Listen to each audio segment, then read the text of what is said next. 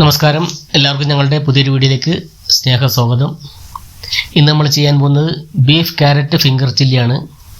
അതിനായിട്ട് ബീഫ് ചെറിയ നീളത്തിൽ കനം കുറച്ച് നീളത്തിൽ അരിഞ്ഞെടുത്ത കുറച്ച് ബീഫ് എടുത്തിട്ടുണ്ട്. 200 ഗ്രാമോളം ഉണ്ടാവും. നമ്മൾ കൂടുതൽ ഉണ്ടാക്കുന്നില്ല, കാരണം ഞങ്ങൾ 2 പേരേ ഉള്ളൂ ഇവിടെ. അപ്പോൾ കൂടുതൽ ഉണ്ടാക്കിയത് വേസ്റ്റായി പോകില്ല, അതുകൊണ്ടാണ്. ബീഫിലേക്ക് കുറച്ച് മഞ്ഞൾപ്പൊടി, കുറച്ച് കാശ്മീരി മുളക് പൊടി, അല്പം ഉപ്പ്, പിന്നെ കുറച്ച് കുരുമുളക് പൊടി, ഇത്രയും ചേർത്തിട്ട് നന്നായിട്ട് മിക്സ് ചെയ്ത് ഒരു മുക്കാൽ മണിക്കൂർ നേരം മാറ്റി വയ്ക്കുക.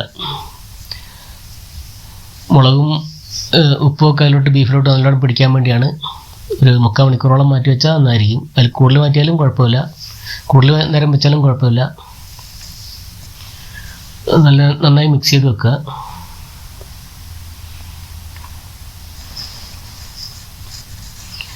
ഏകദേശം മുക്കാൽ മണിക്കൂർ കഴിഞ്ഞു. അടുത്ത പരിപാടി നോക്കാം നമുക്ക്. ഒരു പ്ലേറ്റിലേക്ക് കുറച്ച് കാശ്മീരി മുളക് പൊടി, കുറച്ച് മഞ്ഞൾപ്പൊടി, വീണ്ടും ഉപ്പ്, കുരുമുളക് പൊടി, ഇതെല്ലാം നേരത്തെ ചേർത്തതാണ്. അതുകൊണ്ട് നോക്കി സൂക്ഷിച്ച് കുറച്ച് ചേർത്താൽ മതി. നമ്മൾ ആദ്യം ചേർത്തിട്ടുണ്ട്, ഇപ്പോൾ എരിവ് കൂടി പോകണ്ട.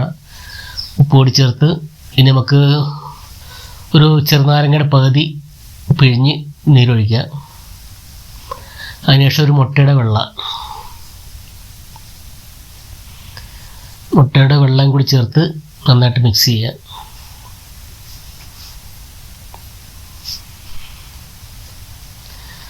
ഇതൊരു ചൈനീസ് ഐറ്റമായിട്ട് നമുക്ക് തോന്നും, പക്ഷേ മേഡ് ഇൻ ബാബു മാത്രമല്ല, ഒരാൾ കൂടിയുണ്ട്, ബിന്ദു. പുള്ളിക്കാരത്തേക്കൊരു വിഷമമുണ്ട പേര് പറഞ്ഞില്ലെങ്കിലേ. അപ്പോൾ നമ്മൾ മിക്സ് ചെയ്ത് അതിലോട്ട് ബീഫ് ചേർത്ത് കൊടുക്കുകയാണ്. നന്നായിട്ട് എല്ലാ കഷ്ണങ്ങളിലും മസാല പുരട്ടണം. അധികം നേരം വെക്കേണ്ട ആവശ്യമൊന്നുമില്ല. നമുക്ക് നേരെ സ്റ്റൗ കത്തിച്ച് പാൻ ചൂടാക്കുക. വെളിച്ചെണ്ണയാണ് വെളിച്ചെണ്ണ ഏകദേശം ചൂടാനുണ്ട്. വെളിച്ചെണ്ണയാണ് ഞങ്ങൾ ഉപയോഗിക്കുന്നത്. മറ്റ് ഓയിലുകളും നിങ്ങൾക്ക് ഉപയോഗിക്കാം, ഏത് വേണമെങ്കിലും. നമ്മൾ സ്ഥിരമായിട്ട് വെളിച്ചെണ്ണയാണ് ഉപയോഗിക്കുന്നത്, അതുകൊണ്ടാണ്. അതിലേക്ക് ബീഫിൻ്റെ കഷ്ണങ്ങൾ ഇട്ട് കൊടുക്കുകയാണ്. നമ്മുടെ ചെമ്മീൻ്റെ റെസിപ്പി കണ്ടവർക്ക് ഓർമ്മ ഉണ്ടാവും. ചെമ്മീൻ ടിപ്പർ ലോറിയിൽ മണ്ണുകൊണ്ട് തട്ടുന്ന പോലെ തട്ടിയത് ഓർമ്മ ഉണ്ടാവില്ല അല്ലേ? ഏതായാലും എന്തോ ഭാഗ്യത്തിന് ഇപ്പോൾ ഒരു സ്പൂണൊക്കെ എടുത്തിട്ടാണ് ചെയ്യുന്നത്. എന്നോടുള്ള ബഹുമാനം നോവേ ആയിരിക്കില്ല, വെളിപാട് വന്നതായിരിക്കും, അല്ലെങ്കിൽ സ്വയം നന്നാകാൻ തീരുമാനിച്ചിട്ടുണ്ടാവും, അതായിരിക്കും. ഏതായാലും കൊള്ളാം, നല്ല വൃത്തിയായിട്ട് ചെയ്യുന്നുണ്ട്. അപ്പോൾ ഏകദേശം ഒരു സൈഡ് മുരിഞ്ഞ് വെന്തിട്ടുണ്ട്. ഇനി എന്താണെന്ന് വെച്ചാൽ ഇത് നമുക്ക് തിരിച്ചിടേണ്ടി വരും. ഞാൻ ആദ്യമേ പറഞ്ഞായിരുന്നു, ഒരു കുഴിയൻ പാത്രത്തിൽ എണ്ണ ഒഴിക്കുകയാണെങ്കിൽ എല്ലാം മുങ്ങിക്കിടന്ന് പെട്ടെന്ന് വെന്ത് കിട്ടിയാനെന്ന്. പിശുക്കി കാണിക്കുന്ന പരിപാടി ഉണ്ടോ? ഒരു തുള്ളി വെളിച്ചെണ്ണയിൽ എല്ലാം പൊരിച്ചെടുക്കാനുള്ള പരിപാടിയാണ്. എന്ത് ചെയ്യാനാ, ഞാനൊരു പിശുക്കി. ഏതായാലും 2 സൈഡും മുരിച്ചെടുത്തിട്ടുണ്ട്. നമുക്കത് മതിയല്ലോ. എന്താ കളറ്, നല്ല രസം കാണാനായിട്ട്. കുറച്ചേ ഉള്ളൂ, അല്ലെങ്കിൽ ഞാനിപ്പോൾ തന്നെ പെറുക്കി തീർത്താനെ. കൊതിയായിട്ട് പാടില്ല, എന്നാലും അവിടെ ഇരിക്കട്ടെ. ഇനി നമ്മൾ ചെയ്യാൻ പോകുന്നത് ക്യാരറ്റ്, ഒരു 4 സവാള, ഒരു ക്യാരറ്റാണ്, കുറച്ച് വലിയ ക്യാരറ്റാണ്, അതുകൊണ്ട് മുറിച്ച് വെച്ചാണ്. 4 സവാള, ഒരു ക്യാപ്സിക്കം, കുറച്ച് ഉള്ളിത്തണ്ട്. ഉള്ളി മാർക്കറ്റിൽ നിന്ന് ഉള്ളി വാങ്ങിയപ്പോൾ അത് മുളച്ചുണ്ടായിരുന്നു. അത് നമ്മൾ നട്ടുവെച്ചാണ്, അത് മുളച്ചു വന്നു. അപ്പോൾ സവാള മുറിക്കുമ്പോൾ ഇങ്ങനെ മുറിക്കണം, സാധാരണ അരിയുന്ന പോലെയല്ല. ഉള്ളിത്തണ്ട് നിർബന്ധമുള്ള കാര്യമല്ല കേട്ടോ, ഇവിടെ ഉണ്ടായതുകൊണ്ട് ചെയ്തതേ ഉള്ളൂ. മുറിച്ച സവാള ഇതേപോലെ എതളുകളായിട്ട് പൊളിച്ചെടുക്കുക. വലിയ പണിയൊന്നുമല്ല, ഈസിയാണ്, വേഗം ചെയ്യാൻ പറ്റുന്നതാണ്. ഇത് കാണാനൊരു ഭംഗിയുണ്ടാവും ഇത് ചെയ്യുമ്പോൾ. നമ്മൾ ചില്ലി ചിക്കനൊക്കെ ചെയ്യുന്നതാണിത്.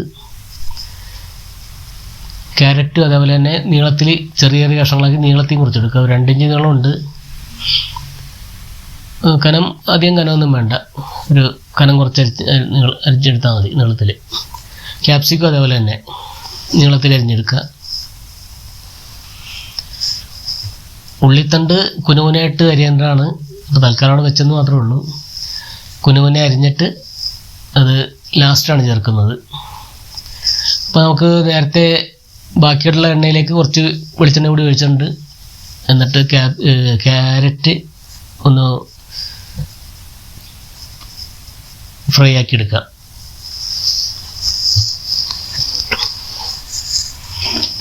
വല്ലാണ്ട് ഫ്രൈ ആകേണ്ട ആവശ്യമൊന്നുമില്ല. ഒന്ന് വെന്ത് കിട്ടിയാൽ മതി, ചെറുതായിട്ടൊന്ന് വെന്ത് കിട്ടിയാൽ മതി. അതിലേക്ക് നമുക്ക് ഉള്ളി കൂടി ചേർത്ത് കൊടുക്കാം. ഈ പല കുട്ടികൾക്കും ക്യാരറ്റ് കഴിക്കാൻ ഭയങ്കര മടിയാണ്. അങ്ങനെയുള്ളവർക്ക് ഇതേപോലെയൊക്കെ ഉണ്ടാക്കി കൊടുത്താൽ വേഗം കഴിച്ചോളും എന്നാണ് എൻ്റെ വിശ്വാസം. ഉള്ളി ചേർത്ത് കൊടുത്തിട്ടുണ്ട്. ഇനി നമുക്ക് ക്യാപ്സിക്കം കൂടി ചേർത്ത് കൊടുക്കാം. അപ്പോൾ ഒരു ഈസ്റ്റ്മാൻ കളറായി. പച്ച, വെള്ള, ഓറഞ്ചോ? ക്യാരറ്റിന് ഓറഞ്ചിൻ്റെ നിറം ആണല്ലോ അല്ലേ? ഇല്ലേ? അതിലേക്ക് കുറച്ച് ഉപ്പുകൂടി ചേർത്ത് കൊടുക്കുകയാണ്. ഇതൊന്നും അധികം വേണ്ട ആവശ്യമില്ല. നമ്മൾ ബീഫൊക്കെ ഉണ്ടാക്കുമ്പോൾ ഇതുപോലെ കുറച്ച് അല്പം വെജിറ്റബിൾ കൂടി അതിൻ്റെ കൂടെ ചേർക്കുകയാണെങ്കിൽ കുറച്ച് ഹെൽത്തി ആയിരിക്കും, ടേസ്റ്റും ഉണ്ടാവും. അപ്പോൾ soya sauce, tomato sauce, red chilli sauce, ഇത് മൂന്നാണ് നമ്മൾ എടുത്തിരിക്കുന്നത്. ടൊമാറ്റോ സോസ് നമ്മൾ വീട്ടിലുണ്ടാക്കിയതാണ്, അതുകൊണ്ടാണ് ലേബലൊന്നും ഇല്ലാത്തത്. അതിൻ്റെ ലിങ്ക് വീഡിയോയുടെ അവസാനം ഉണ്ടാവും. എല്ലാവരും ഉണ്ടാക്കി നോക്കുക കേട്ടോ. ചിലവ് വളരെ കുറഞ്ഞ ചിലവിൽ ഉണ്ടാക്കിയെടുക്കാൻ നല്ല ടേസ്റ്റ് ഉണ്ട്. അപ്പോൾ നമ്മൾ ബീഫ് കൂടി ചേർക്കുകയാണ് ഇതിലേക്ക്.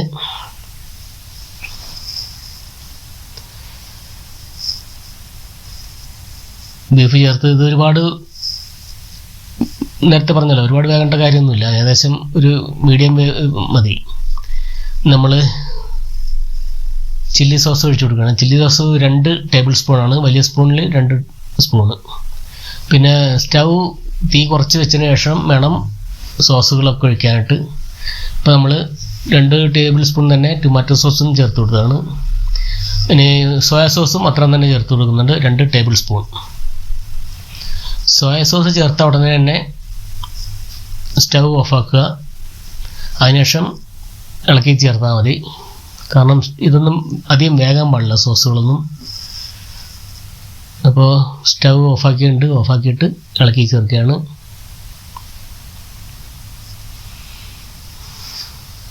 ഇത് കുട്ടികൾക്കൊക്കെ വളരെ ഇഷ്ടപ്പെടുന്ന ഒരു വിഭവമാണിത്. നല്ല ടേസ്റ്റോടെ കഴിച്ചോളൂ. നമുക്ക് ഉള്ളിത്തണ്ട് കൂടി ഇതിൻ്റെ മുകളിലോട്ട് ചേർത്ത്, ഉള്ളിത്തണ്ടും ചേർത്ത് കഴിഞ്ഞു. അപ്പോൾ നമ്മുടെ ഡിഷ് ആണ്ട് റെഡിയായിട്ടുണ്ട്. നമുക്ക് പൊറോട്ട, ചപ്പാത്തി, ബിരിയാണി, നെയ്ച്ചോറ് എന്തിൻ്റെ കൂടെ വേണമെങ്കിലും കഴിക്കാം. നല്ല ടേസ്റ്റിയാണ്, ഹെൽത്തിയാണ്. അപ്പോൾ ഞങ്ങളിന്ന് ഈ സാധനങ്ങളൊന്നുമില്ല, ഉണ്ടാക്കാൻ മടിച്ചിട്ട് ഒറ്റ പണി ഒരു പാക്കറ്റ് ബ്രെഡ് വാങ്ങി അതിൻ്റെ കൂടെ അങ്ങ് പിടിക്കാമെന്ന് വിചാരിച്ചു. അപ്പോൾ എല്ലാവരും ഇത് ഉണ്ടാക്കി നോക്കുക, ഉണ്ടാക്കി കഴിക്കുക. കഴിച്ചതിന് ശേഷം നല്ല എന്താണെന്ന് വെച്ചാൽ അഭിപ്രായങ്ങളൊക്കെ പറയുക. പിന്നെ നമ്മൾ വീഡിയോ ലൈക്ക് ചെയ്യുക, കമൻറ്റ് ചെയ്യുക, സബ്സ്ക്രൈബ് ചെയ്യുക. Okay, thank you.